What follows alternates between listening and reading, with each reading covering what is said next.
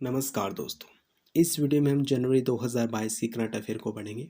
Detail में पढ़ेंगे, प्रत्येक प्रश्न को व्याख्या के साथ पढ़ेंगे। जैसे ये पहला प्रश्न है, ये इसकी व्याख्या है। ये दूसरा प्रश्न है, ये इसकी व्याख्या है।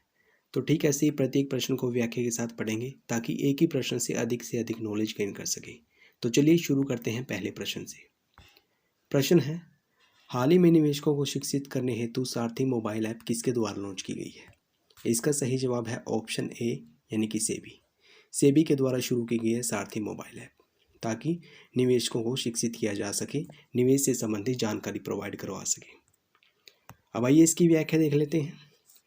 सेबी का पूरा नाम है भारतीय प्रतिभूति और विनियमन बोर्ड। इसके द्वारा शुरू की गई है सारथी मोबाइल ऐप ताकि निवेशकों को शिक्षित किया जा सके, निवेश से संबंधित उनको जानकारी दी जा सके। इसका उद्देश्य निवेशकों के बीच प्रतिभूति बाजार की बुनियादी अवधारणा के बारे में जागरूकता पैदा करना है। देखिए, भारत में दो स्टॉक एक्सचेंज है, national stock exchange and Bombay stock exchange. जो नेशनल स्टॉक एक्सचेंज है यह भारत का सबसे बड़ा वित्तीय बाजार है और जो बॉम्बे स्टॉक एक्सचेंज है वो एशिया का सबसे पुराना स्टॉक एक्सचेंज है। देखिए, जो नेशनल स्टॉक एक्सचेंज है इसका इंडेक्स है निफ्टी और बॉम्बे स्टॉक एक्सचेंज का इंडेक्स है सेंसेक्स। आपको इतनी जानकारी भी याद रखनी है। सेबी की बात करें तो 12 अप्रैल 1992 को इसकी स्थापना की गई थी, भारतीय प्रतिभूति और विनियमन बोर्ड अधिनियम 1992 के तहत। इस प्रकार यह एक वैधानिक निकाय है। क्योंकि इसकी स्थापना एक अधिनियम के तहत की गई है। तो इतनी जानकारी हमें पहले प्रश्न से याद रखनी है। आइए बढ़ते हैं अगले प्रश्न की ओर। प्रधानमंत्री द्वारा मेजर ध्यानचंद खेल विश्वविद्यालय की आधारशिला कहाँ रखी गई? मेजर ध्यानचंद खेल विश्वविद्यालय कहाँ स्थापित किया गया है? मेरठ में, उत्तर प्रदेश मेरठ में स्थापित किया गया है मेजर ध्यानचंद खेल विश्वविद्यालय। अब आइए इससे संबंधित कुछ फैक्ट जान लेते हैं। मेजर ध्यानचंद कौन थे? ये हॉकी के भूतपूर्व खिलाड़ी और कप्तान रह चुके हैं और इन्होंने भारत को लगातार 3 बार ओलंपिक में स्वर्ण पदक दिलाए हैं। इनके जन्म को भारत में राष्ट्रीय खेल दिवस के रूप में मनाया जाता है और इनका जन्म हुआ था 29 अगस्त 1950 को, यानी कि भारत में 29 अगस्त को राष्ट्रीय खेल दिवस के रूप में मनाया जाता है। इनको हॉकी का जादूगर भी कहा जाता है और वर्ष 2014 में इनको भारत रत्न पुरस्कार से सम्मानित किया गया था, जो कि भारत का सबसे बड़ा नागरिक सम्मान है। बढ़ते हैं अगले प्रश्न की ओर। इस वर्ष 22 से 26 जनवरी को आयोजित की जाने वाली बैठक विश्व आर्थिक मंच की कौन सी बैठक है? विश्व आर्थिक मंच की बैठक हुई है 22 से 26 जनवरी के बीच। तो इस बैठक का क्रम क्या है, कौन सी बैठक है, ये पूछा गया है। तो इसका सही जवाब है ऑप्शन डी, यानी कि ये 48वीं बैठक है। देख लेते हैं इससे संबंधित कुछ अन्य तथ्य। इस वर्ष 22 से 26 जनवरी को आयोजित की गई थी विश्व आर्थिक मंच की बैठक और ये 48वीं बैठक थी। विश्व आर्थिक मंच की स्थापना की गई थी वर्ष 1971 में और इसका मुख्यालय जिनेवा स्विट्जरलैंड में स्थित है। देखिए, जिनेवा में बहुत सारे ऑर्गेनाइजेशन के मुख्यालय हैं, जैसे कि WHO वर्ल्ड हेल्थ ऑर्गेनाइजेशन का मुख्यालय जिनेवा में है, WTO यानी कि वर्ल्ड ट्रेड ऑर्गेनाइजेशन, ILO यानी कि इंटरनेशनल लेबर ऑर्गेनाइजेशन और विश्व आर्थिक मंच, इन सबके मुख्यालय जिनेवा में स्थित है। विश्व आर्थिक मंच एक स्विस गैर लाभकारी संस्था है और यह एक अंतर्राष्ट्रीय संगठन है। अगले प्रश्न की बात करें तो प्रश्न है, निम्नलिखित में से किस स्थान पर भारत का पहला ओपन रॉक संग्रहालय स्थापित किया गया है? भारत का पहला ओपन रॉक संग्रहालय ये स्थापित किया गया है हैदराबाद में। देख लेते हैं इससे संबंधित कुछ फैक्ट। केंद्रीय विज्ञान एवं प्रौद्योगिकी राज्य मंत्री ने भारत के पहले ओपन रॉक संग्रहालय का उद्घाटन किया है हैदराबाद में। और केंद्रीय विज्ञान एवं प्रौद्योगिकी राज्य मंत्री कौन है? डॉक्टर जितेंद्र सिंह। हैदराबाद की बात करें तो यह है आंध्र प्रदेश और तेलंगाना की संयुक्त राजधानी है। आंध्र प्रदेश से ही तेलंगाना को बनाया गया था 2 जून 2014 को। और आंध्र प्रदेश के बारे में आप जानते हैं, यह भाषा के आधार पर गठित किया गया पहला राज्य है। बढ़ते हैं अगले प्रश्न की ओर। केंद्रीय शिक्षा मंत्री ने विद्यार्थियों के सीखने के स्तर में सुधार लाने हेतु किस अभियान की शुरुआत की है? बहुत ही अच्छा प्रश्न है। इसका सही जवाब है ऑप्शन ए, यानी कि पढ़े भारत अभियान। पढ़े भारत अभियान शुरू किया गया है केंद्रीय शिक्षा मंत्री के द्वारा ताकि विद्यार्थियों के सीखने के स्तर में सुधार लाया जा सके। डिटेल की बात करें तो केंद्रीय शिक्षा मंत्री हैं धर्मेंद्र प्रधान और इन्होंने 100 दिन के लिए पढ़े भारत का अभियान शुरू किया है। पढ़े भारत अभियान शुरू किया है। इसका उद्देश्य है विद्यार्थियों के सीखने के स्तर में सुधार लाना। अगला प्रश्न है, हाल ही में रेलवे बोर्ड के अध्यक्ष के रूप में किसे नियुक्त किया गया है? रेलवे बोर्ड का अध्यक्ष बना है विनय कुमार त्रिपाठी। विनय कुमार त्रिपाठी को रेलवे बोर्ड के अध्यक्ष के रूप में नियुक्त किया गया है। विनय कुमार त्रिपाठी को रेलवे बोर्ड का नया अध्यक्ष नियुक्त किया गया है। वर्तमान में श्री त्रिपाठी उत्तर पूर्व रेलवे जोन के महानिदेशक हैं। ठीक है। अगला प्रश्न है, विश्व का सबसे बड़ा मेट्रो नेटवर्क वाला शहर कौन सा बना है? इसका सही जवाब है ऑप्शन ए, यानी कि मेट्रो नेटवर्क संघाई। मेट्रो नेटवर्क संघाई विश्व का सबसे बड़ा मेट्रो नेटवर्क वाला शहर बना है। ये पहले भी था और अब भी यही बना है। आइए इससे संबंधित कुछ फैक्ट जान लेते हैं। संघाई चीन में स्थित है और यह हाल ही में दुनिया के सबसे बड़े मेट्रो नेटवर्क वाले शहर के रूप में अपनी स्थिति बनाए रखा है। यानी कि पहले भी सबसे बड़ा मेट्रो नेटवर्क वाला शहर यही था और अब भी यही है। संघाई के बाद स्थान आता है बीजिंग का। बीजिंग चीन की राजधानी है और विश्व का दूसरा सबसे बड़ा मेट्रो नेटवर्क वाला शहर है ये। और इसके बाद स्थान आता है हमारी दिल्ली का। इसका विश्व में तीसरा स्थान है, यानी कि तीसरे सबसे बड़े मेट्रो नेटवर्क कहाँ पर है? दिल्ली में है। यानी कि मेट्रो नेटवर्क के अकॉर्डिंग सबसे पहला स्थान संघाई का है, दूसरा बीजिंग का और तीसरा है दिल्ली का। ठीक है। अगला प्रश्न है, कोरोना वायरस के ओमिक्रॉन वेरिएंट का पता लगाने के लिए ओमिश्योर नामक परीक्षण किट का निर्माण किसके द्वारा किया गया है? ओमिश्योर परीक्षण किट क्यों बनाई गई है? ताकि ओमिक्रॉन वेरिएंट का पता लगाया जा सके, उसकी जांच की जा सके। तो इसका निर्माण किया है टाटा मेडिकल एंड डायग्नोस्टिक्स ने, यानी कि ऑप्शन सी इज राइट। इससे संबंधित कुछ अन्य तथ्य जान लेते हैं। यह RT-PCR kit Tata medical and diagnostics के द्वारा शुरू की गई है या लॉन्च की गई है। यह एस जीन टारगेट फेलर इस रणनीति पर आधारित है और ICMR ने इनको मंजूरी दी है। ICMR का पूरा नाम है भारतीय आयुर्विज्ञान अनुसंधान परिषद। ICMR की स्थापना की गई थी वर्ष 1911 में और इसका पुराना नाम है इंडियन रिसर्च फंड एसोसिएशन। यानी कि जब इसकी स्थापना की गई थी वर्ष 1911 में, उस समय इसका नाम रखा गया था इंडियन रिसर्च फंड एसोसिएशन, यानी कि IRFA। लेकिन वर्ष 1949 में इसका नाम बदलकर ICMR कर दिया गया था। देख लेते हैं अगला प्रश्न। सार कार्यक्रम की शुरुआत किस मंत्रालय द्वारा की गई है? इसका सही जवाब है ऑप्शन बी, यानी कि आवास एवं शहरी कार्य मंत्रालय। आवास एवं शहरी कार्य मंत्रालय द्वारा शुरू किया गया है सार कार्यक्रम। सार का पूरा नाम है smart cities and academia towards action and research, ये इसका पूरा नाम है। और आवास एवं शहरी मंत्रालय द्वारा इसको शुरू किया गया है। क्यों शुरू किया गया है? इसके तहत देश के 15 प्रमुख वास्तुकला और योजना संस्थान सिटी स्मार्ट के साथ मिलकर सिटी स्मार्ट मिशन की जो परियोजनाएं हैं उन पर काम करना इसका प्रमुख उद्देश्य है। ओके, बढ़ते हैं आगे। अगला ये प्रश्न बहुत ही इंपॉर्टेंट है। हाल ही में रक्षा मंत्री ने किस देश में राष्ट्रीय पर्वतारोहण और संबंध खेल संस्थान यानी कि निमास द्वारा आयोजित भारत के पहले बहुआयामी साहसिक खेल अभियान को हरी झंडी दिखाई है? भारत के पहले बहुआयामी साहसिक खेल अभियान किस देश में शुरू किए गए हैं और ये निमास के द्वारा आयोजित किए गए हैं? इसका सही जवाब है ऑप्शन बी, यानी कि रूस में। निमास है जो इस अभियान की शुरुआत की गई थी नवंबर 2021 में और ये अरुणाचल प्रदेश में स्थित एक खेल प्रशिक्षण संस्थान है। इसका पूरा नाम है राष्ट्रीय पर्वतारोहण और संबंध खेल संस्थान और हाल ही में इसके माध्यम से एक खेल का आयोजन कहाँ पर किया जा रहा है? फ्रांस में।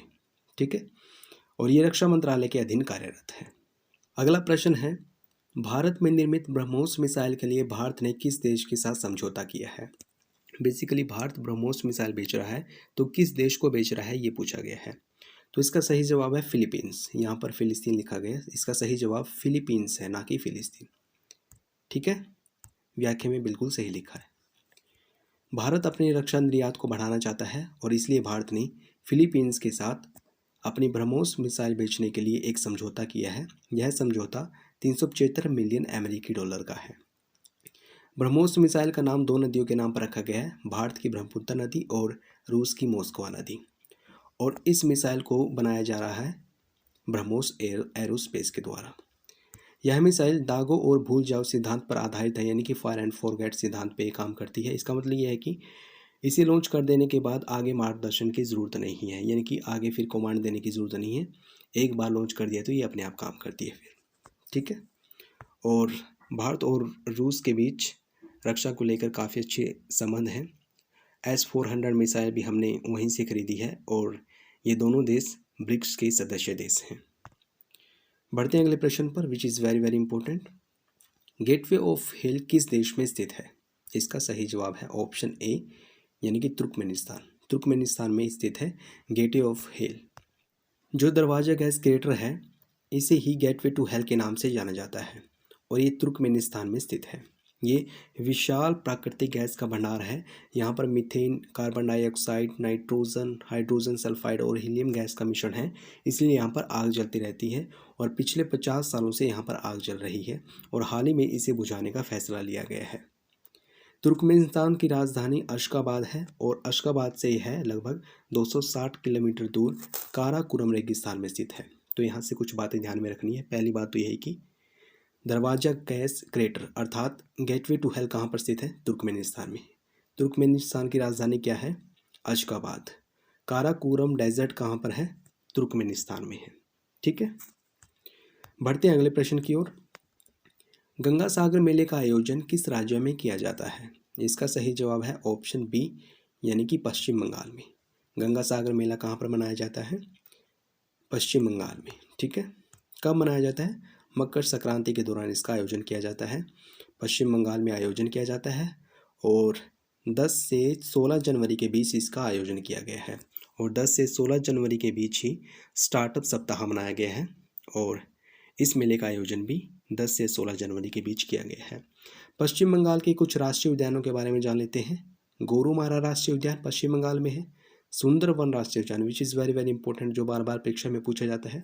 सुंदरवन राष्ट्रीय उद्यान भी कहाँ पर है? पश्चिम बंगाल में है। नेओरा वैली राष्ट्रीय उद्यान, सिंगलीला राष्ट्रीय उद्यान और जल्दापारा राष्ट्रीय उद्यान भी पश्चिम बंगाल में स्थित है। देख लेते हैं अगला प्रश्न। निम्नलिखित में से किस देश में अपने मेट्रो स्टेशन का नाम महात्मा गांधी के नाम पर रखा है? किस देश ने मेट्रो स्टेशन का नाम महात्मा गांधी के नाम पर रखा है? इसका सही जवाब है ऑप्शन बी, यानी कि मॉरिशस। मॉरिशस में एक मेट्रो स्टेशन है और उस मेट्रो स्टेशन का नाम महात्मा गांधी के नाम पर रखा गया है। मॉरिशस सरकार ने अपने एक प्रमुख मेट्रो स्टेशन का नाम राष्ट्रपिता महात्मा गांधी के नाम पर रखने की घोषणा की है। भारत और मॉरिशस के बीच एक योजना भी काम कर रही है, सामूहिक आवास इकाई परियोजना, ठीक है। और मॉरिशस का जो सुप्रीम कोर्ट है उसकी बिल्डिंग का निर्माण भी भारत की मदद से किया गया है। ओके। भारतीय मूल के लोग मॉरिशस की आबादी के लगभग 70% है, यानी कि बहुत बड़ी आबादी मॉरिशस में रहती हैं जो भारतीय मूल के हैं, ठीक है ना। मॉरिशस के प्रधानमंत्री हैं प्रविंद जुगन्नाथ और मॉरिशस की राजधानी है पोर्ट लुई।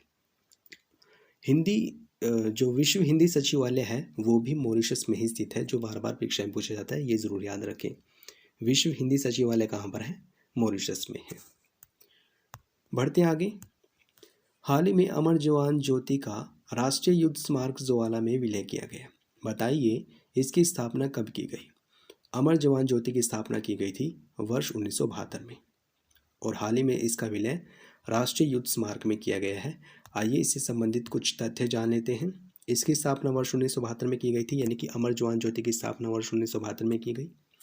वर्ष 1971 में पाकिस्तान और भारत के बीच में युद्ध हुआ था, जिसमें भारत ने जीत हासिल की थी और इस जीत को चिन्हित करने के लिए ही प्रधानमंत्री इंदिरा गांधी ने गणतंत्र दिवस पर 1972 में अमर जवान ज्योति का उद्घाटन किया था, ठीक है। और इस युद्ध के पश्चात ही बांग्लादेश का निर्माण हुआ था। आपको ये भी बता दें, राष्ट्रीय युद्ध स्मारक का उद्घाटन किया गया था वर्ष 2019 में, जो कि इंडिया गेट से लगभग 400 मीटर की दूरी पर है। इंडिया गेट का निर्माण क्यों किया गया था? इंडिया गेट है दिल्ली में और गेटवे ऑफ इंडिया है मुंबई में। इंडिया गेट का निर्माण इसलिए किया गया था क्योंकि प्रथम विश्व युद्ध में जो ब्रिटिश भारतीय शहीद हुए थे उनकी याद में इंडिया गेट का निर्माण किया गया था और इंडिया गेट से लगभग 400 मीटर दूर है राष्ट्रीय युद्ध स्मारक। इसका गठन किया गया था 2019 में और अमर जवान ज्योति बनाया गया था वर्ष 1972 में। अगला प्रश्न है, निम्नलिखित में से किस स्वतंत्रता सेनानी ने home rule league of America की स्थापना की? मोस्ट इंपॉर्टेंट है। इसका सही जवाब है ऑप्शन ए यानी लाला लाजपत राय। ये प्रश्न यहाँ पे क्यों लिया गया है? क्योंकि जनवरी महीने में इनका जन्म हुआ था, इसलिए इनसे संबंधित हम कुछ बातें जानेंगे जो बार बार परीक्षा में पूछी जाती हैं। तो आप याद रखें, home rule league of America का गठन किसने किया था? लाला लाजपत राय ने। 28 जनवरी 2022 को देश भर में प्रसिद्ध स्वतंत्रता सेनानी लाला लाजपत राय की जयंती मनाई गई है। लाला लाजपत राय का जन्म हुआ था 28 जनवरी 1865 को पंजाब के फिरोजपुर ज़िले के धुडी के गांव में, यानी कि पंजाब में इनका जन्म हुआ था। और वर्ष 1917 में अमेरिका में इन्होंने home rule league of America की स्थापना की थी। इसके अतिरिक्त वर्ष 1897 में हिंदू राहत आंदोलन भी स्थापित किया गया था लाला लाजपत राय के द्वारा। यह आंदोलन क्यों स्थापित किया गया?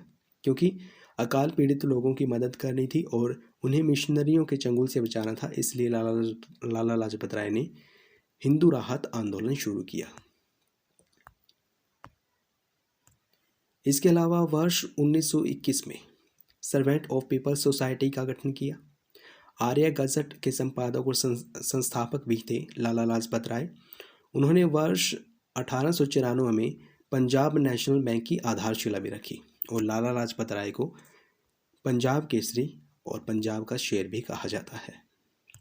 इतने फैक्ट हमें यहाँ से याद रखने हैं। बढ़ते हैं अगले प्रश्न की ओर। हाल ही में किस राज्य ने 13 नए जिले बनाने की घोषणा की है? इसका सही जवाब है ऑप्शन सी यानी कि आंध्र प्रदेश। आंध्र प्रदेश 13 नए जिले बनाएगा। 13 पहले से ही है और 13 नए जिले बनाएगा, तो 26 हो जाएंगे टोटल। आंध्र प्रदेश सरकार ने हाल ही में मौजूद यानी कि वर्तमान में मौजूद है 13 जिले। 13 नए बनाए जाएंगे तो टोटल कितने हो जाएंगे? 26 हो जाएंगे। और ये तो हम जानते ही हैं कि आंध्र प्रदेश भाषा के आधार पर गठित किया गया पहला राज्य था। और नए जिले बनाने का गठन या फिर नए जिले बनाने की शक्ति किसके पास है? राज्य सरकार के पास होती है। अगला प्रश्न है, स्पाइस एक्सचेंज पोर्टल किसके द्वारा शुरू किया गया है? इसका सही जवाब है ऑप्शन ए यानी कि भारतीय मसाला बोर्ड। भारतीय मसाला बोर्ड ने शुरू किया है स्पाइस एक्सचेंज पोर्टल।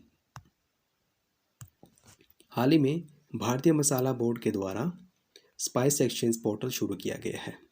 यह पोर्टल वैश्विक स्तर पर भारतीय मसाला निर्यातकों और खरीदारों के मध्य एक मीटिंग पॉइंट के रूप में भी काम करेगा, यानी कि यहाँ पर निर्यातक और खरीदार ये दोनों मिलेंगे और मूल्यों का निर्धारण करेंगे।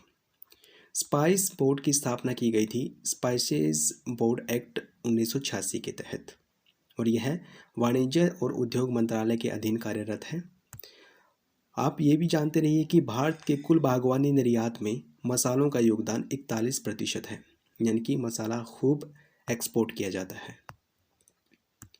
अगला प्रश्न है, 20वें अंतर्राष्ट्रीय फिल्म समारोह का आयोजन कहाँ किया गया? इसका सही जवाब होगा ऑप्शन ए यानी कि ढाका में। ढाका में किया गया है 20वें अंतर्राष्ट्रीय समारोह का आयोजन और इसमें एशियाई फिल्म प्रतियोगिता खंड में सर्वश्रेष्ठ फिल्म का खिताब कुंजांगल फिल्म ने जीता है, जो कि PS विनोद राज के द्वारा निर्देशित की गई है, यानी कि डायरेक्ट की गई है। ठीक है।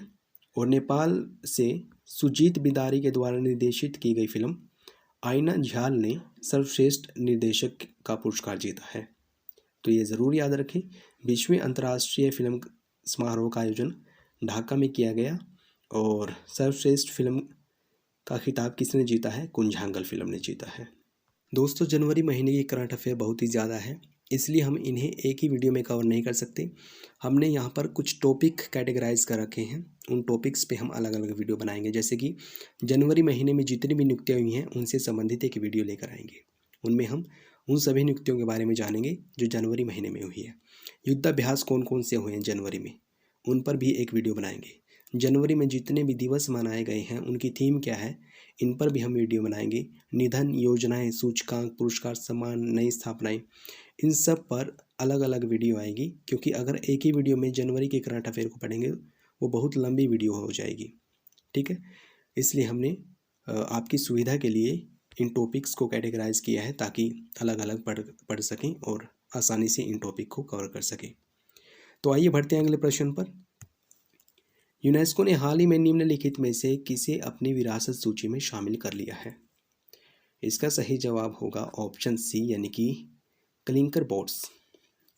जो क्लिंकर बोट्स हैं उनको यूनेस्को ने अपनी विरासत सूची में शामिल किया है। यूनेस्को ने हाल ही में नॉर्डिक क्लिंकर बोट्स को अपनी विरासत सूची में शामिल किया है। इन बोट्स का बहुत ही ज़्यादा महत्व है। लकड़ी की ये बोट हैं। लकड़ी की इन नावों ने उत्तर कोरिया के लोगों को अपने व्यापार बढ़ाने के लिए और कभी कभी समुद्र और महाद्वीपों में युद्ध करने में काफ़ी मदद की है। यानी कि युद्ध में भी इन बोट्स ने काफ़ी मदद की है और साथ ही साथ उत्तरी यूरोप के लोगों को व्यापार में बढ़ावा देने के लिए भी इन बोट्स का काफ़ी महत्व है। क्लिंकर तकनीक का विकास कहा जाता है कि हज़ारों साल पहले हुआ था। पूर्व कांस्य युग में इसका विकास किया गया था। देख लेते हैं अगला प्रश्न। हाल ही में लोकसभा सचिवालय द्वारा कौन सी मोबाइल ऐप लॉन्च की गई है? इसका सही जवाब है ऑप्शन बी, यानी कि डिजिटल संसद ऐप। डिजिटल संसद ऐप शुरू की गई है लोकसभा सचिवालय के द्वारा। क्यों शुरू की गई है? ताकि इस ऐप के माध्यम से सभी जनता को, सभी लोगों को संसदीय कार्यवाही के बारे में जानकारी दी जा सके। लोकसभा सचिवालय ने डिजिटल संसद ऐप शुरू की है। इसका उद्देश्य क्या है? संसदीय कार्यवाही को न केवल सदस्यों के लिए बल्कि जनता के लिए भी सुलभ बनाना। यानी कि संसद में जो भी घटनाएं घटित होती हैं, जो भी संसदीय कार्यवाही है, उसको संसदीय सदस्य ही नहीं बल्कि जनता भी देख सकेगी।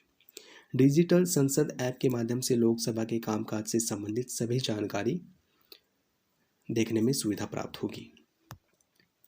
अगला प्रश्न है, NIPER यानी कि नाइपर अनुसंधान पोर्टल किस मंत्रालय द्वारा लॉन्च किया गया है? इसका सही जवाब है ऑप्शन ए, यानी कि केंद्रीय रसायन एवं उर्वरक मंत्रालय। इस मंत्रालय के द्वारा नाइपर अनुसंधान पोर्टल शुरू किया गया है। इसका पूरा नाम है national institute of pharmaceutical education and research. ये NIPER का पूरा नाम है। और केंद्रीय रसायन एवं उर्वरक मंत्री ने 28 जनवरी 2020 को नीति आयोग के एक सदस्य डॉक्टर VK पॉल की उपस्थिति में NIPER अनुसंधान पोर्टल शुरू किया है। ठीक है, ये एक ऐसा पोर्टल है जहां सभी NIPER और उनकी शोध गतिविधियों, पेटेंट दायर और प्रकाशन जानकारी के बारे में सूचनाओं को एक स्थान पर प्रसारित करने का उद्देश्य से इसको बनाया गया है, ताकि उद्योग और अन्य हितधारक उनके बारे में जान सकें। यानी कि जो शोध से संबंधित गतिविधियां हैं, पेटेंट है, इनके बारे में जानकारी उपलब्ध कराना इसका मुख्य उद्देश्य है। बढ़ते हैं आगे। हाल ही में किस लघु फिल्म ने राष्ट्रीय मानवाधिकार आयोग यानी कि NHRC की लघु फिल्म पुरस्कार प्रतियोगिता में 2 लाख रुपए का पुरस्कार जीता है? इसका सही जवाब है ऑप्शन बी, यानी कि स्ट्रीट स्टूडेंट फिल्म ने राष्ट्रीय मानवाधिकार आयोग की लघु फिल्म पुरस्कार प्रतियोगिता में 2 लाख रुपए का पुरस्कार जीता है और ये पहले स्थान पर रही है। ये तेलुगु भाषी फिल्म है और लघु फिल्म है। ये राष्ट्रीय मानवाधिकार आयोग यानी कि NHRC की लघु फिल्म प्रतियोगिता में 2 लाख रुपए का पुरस्कार जीता है और पहले स्थान पर रही है। वहीं कर्फ्यू फिल्म है जो, इसको 1.5 लाख रुपए का पुरस्कार दिया गया है और ये दूसरे स्थान पर है। श्री रोमी मैतेई के द्वारा ये निर्देशित है। श्री नीलेश अंबेडकर की फिल्म है जो मुंगियार, इसने 1 लाख रुपए की राशि जीती है और ये तीसरे स्थान पर रही है। बात करें NHRC की यानी कि राष्ट्रीय मानवाधिकार आयोग की, इसकी स्थापना मानव अधिकार संरक्षण अधिनियम 1993 के प्रावधानों के तहत 12 अक्टूबर 1993 को की गई थी। अगला प्रश्न है, ऑस्ट्रेलिया ओपन महिला एकल का खिताब किसने जीता है? इसका सही जवाब होगा ऑप्शन बी, यानी कि एशले बार्टी। एशले बार्टी ने डैनियल कोलिंस को हराकर ऑस्ट्रेलियन ओपन महिला एकल का खिताब जीता है। उन्होंने पहली बार ऑस्ट्रेलिया ओपन का खिताब जीता है और किसको हराया है? अमेरिका की डैनियल कोलिंस को हराया है। ऑस्ट्रेलियन ओपन वर्ष में होने वाले टेनिस के 4 ग्रैंड स्लैम में से पहला है, ठीक है ना। जो टेनिस के ग्रैंड स्लैम हम वो 4 होते हैं, उनमें से पहला है ऑस्ट्रेलियन ओपन और ये जनवरी महीने में आयोजित किया जाता है। अन्य 3 ग्रैंड स्लैम कौन कौन से हैं? फ्रेंच ओपन, विंबलडन ओपन और अमेरिकन ओपन। जो ऑस्ट्रेलियन ओपन है इसकी शुरुआत की गई थी वर्ष 1905 में और इसका आयोजन किया जाता है हार्ड कोर्ट पर। तो ये थी जनवरी महीने के करंट अफेयर। आशा करता हूँ आपको यहाँ से कुछ सीखने को मिला होगा। अगर आपको वीडियो अच्छी लगी है तो प्लीज़ इसको लाइक और शेयर करें। अगर आपने चैनल को सब्सक्राइब नहीं किया है प्लीज़ अभी सब्सक्राइब करें। मिलेंगे अगली वीडियो में एक नए टॉपिक के साथ। वीडियो देखने के लिए आपका बहुत बहुत धन्यवाद।